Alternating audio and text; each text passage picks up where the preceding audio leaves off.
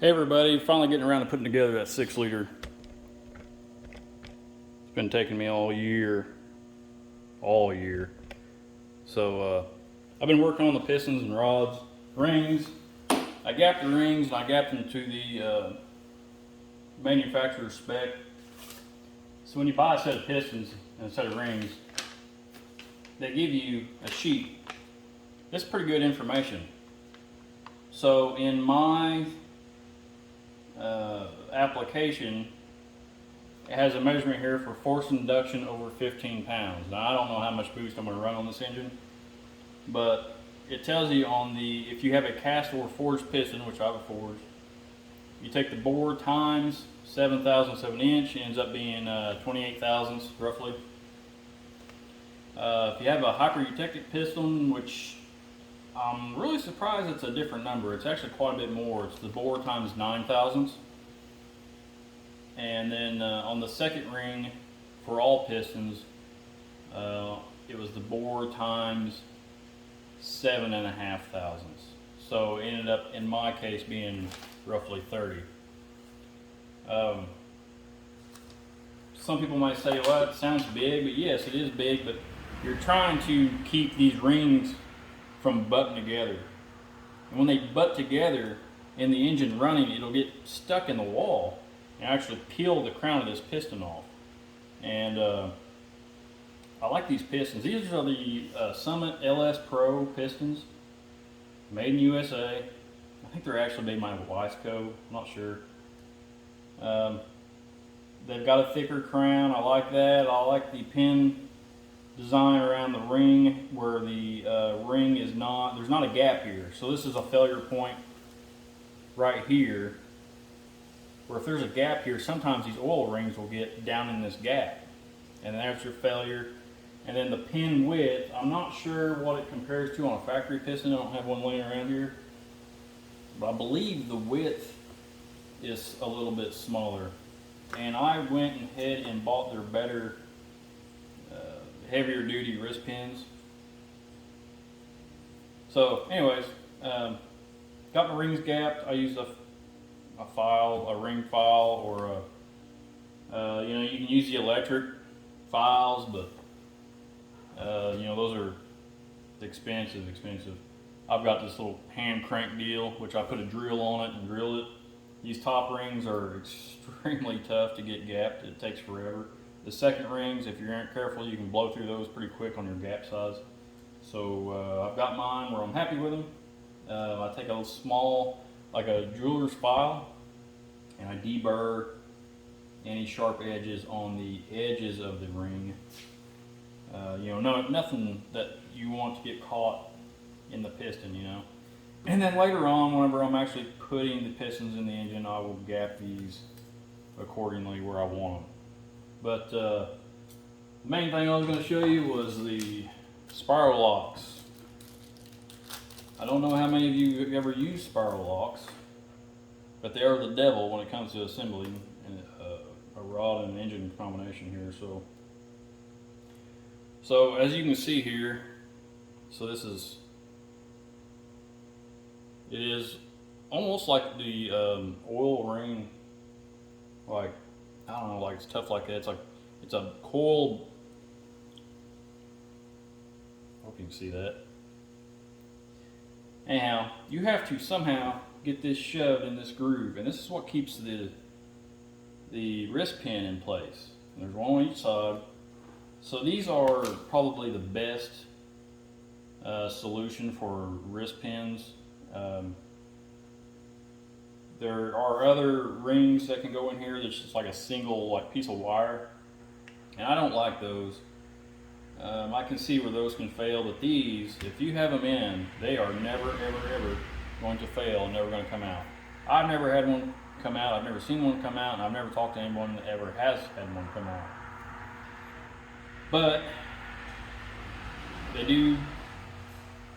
they are awful when it comes to putting them in the piston. So here's what I do. You can look up other videos where guys somehow get them started and they don't do anything to them, but what I do is I actually stretch these things out. And if somebody tells me that this is a a way for these to fail. I'd like to hear that out of somebody's mouth, but I stretch mine out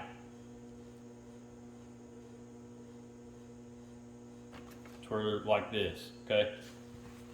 So, see what I'm doing there? Yeah.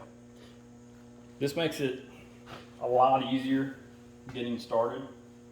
So I'll get one started here, put it in, and I'll do a close-up view. I'm just using a screwdriver. I've got some picks laying here and stuff I try, but once I find a way and I get going, I do them all pretty quick. But I get started here. And ideally, when you're pressing in on one side, you're wanting to pull out the other side, okay? And this one, sometimes they're stretched enough where you can just about put them in by hand. That one went a long way, it's got me started. Then I'll just push it in the rest of the way with the screwdriver.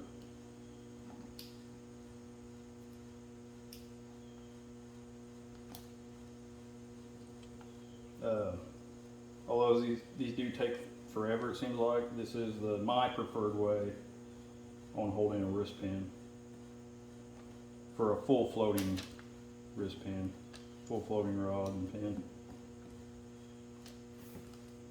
And then when you're done, you can hear it snap. I don't know if you heard that or not, but lets you know it's in place.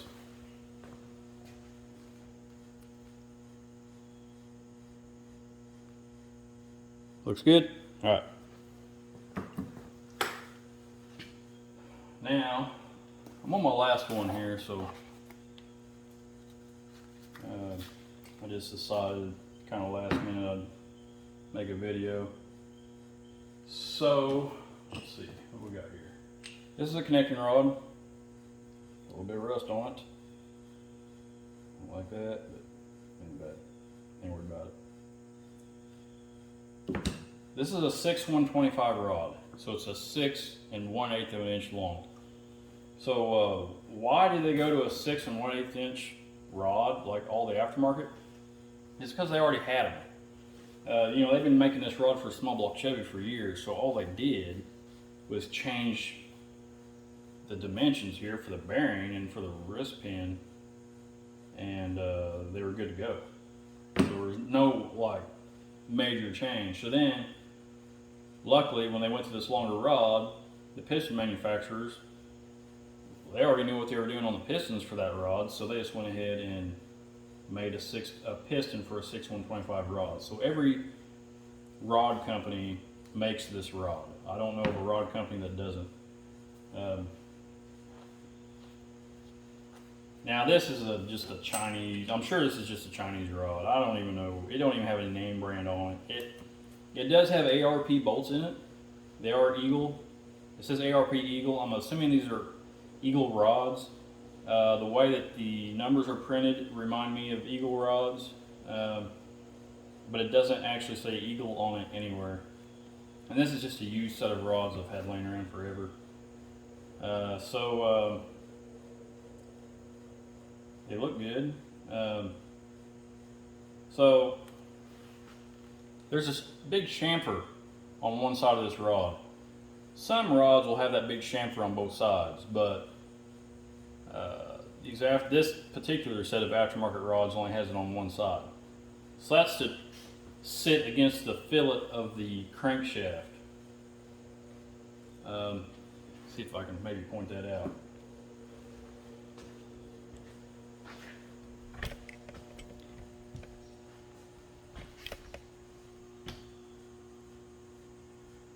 All right, so where the rod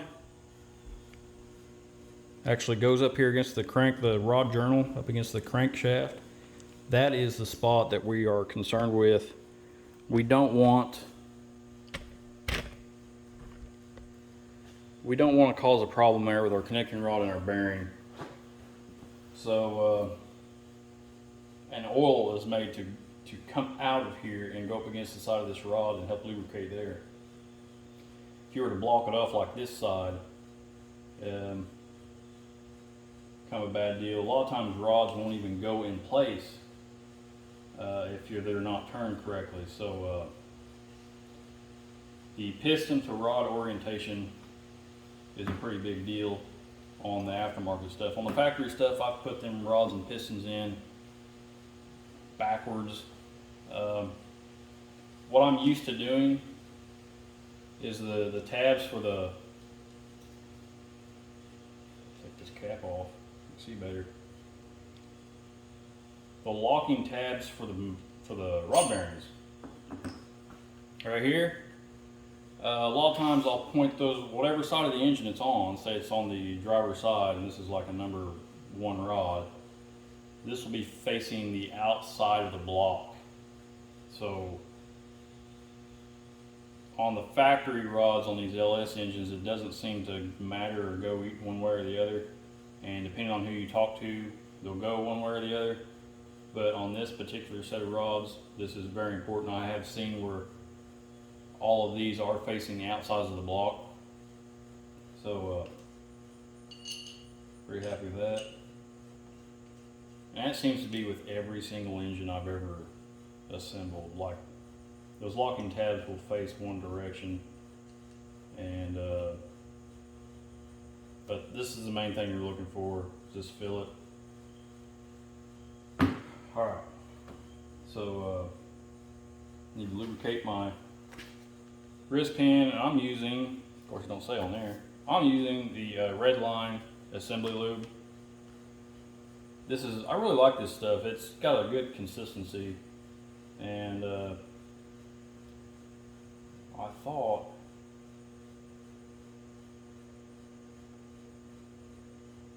well, I mean, you just have to order it and read the cap, but pretty good stuff. I like it. I bought several of those containers over the years.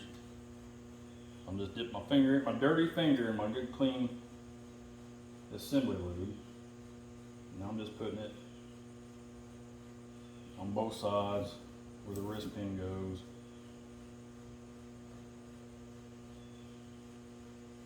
And then the same with the connecting rod.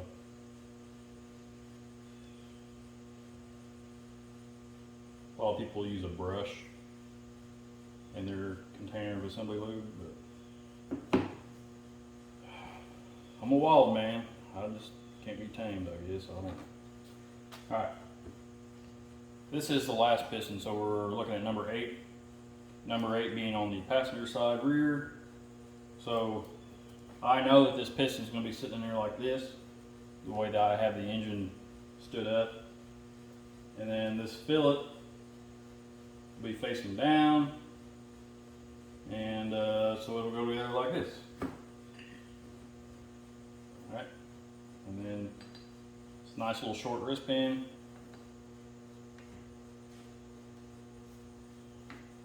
Okay, looks good. Now before I put that Spirolox in there, I'm going to double check it.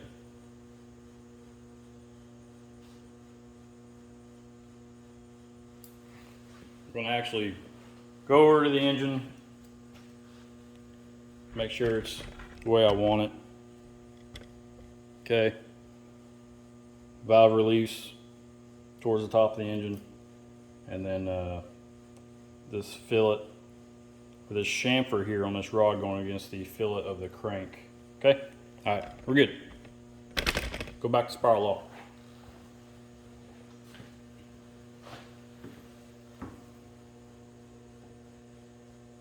I'll see if I can zoom in on this a little more. I'm going to do a little bit better job showing you what's actually going on here.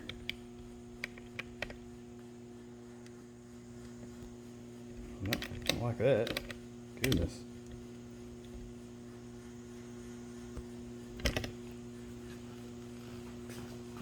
So if I lay that there, try to do it where you can see it.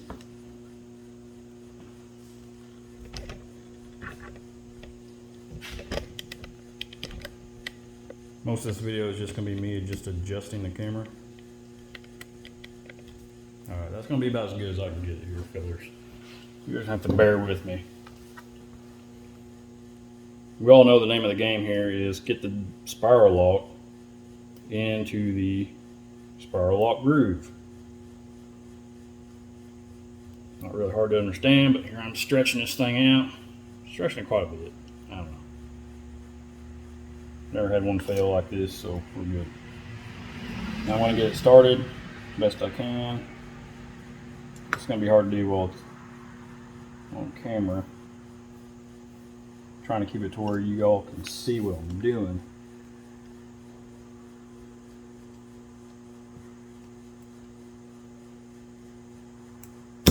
Oh my gosh.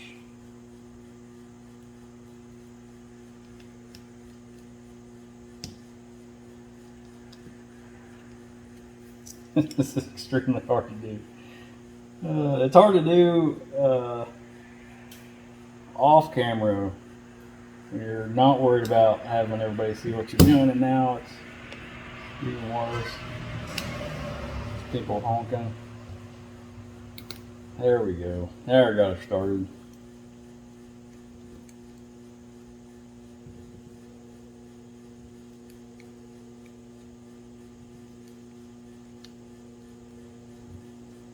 As soon as I get this down, it's going to be lunchtime.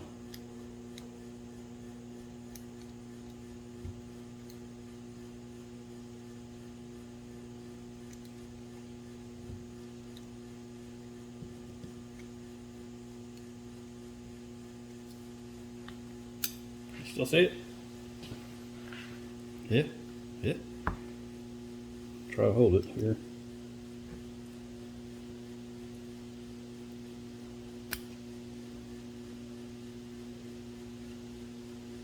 Oh, it fell right in. All right, so we're good.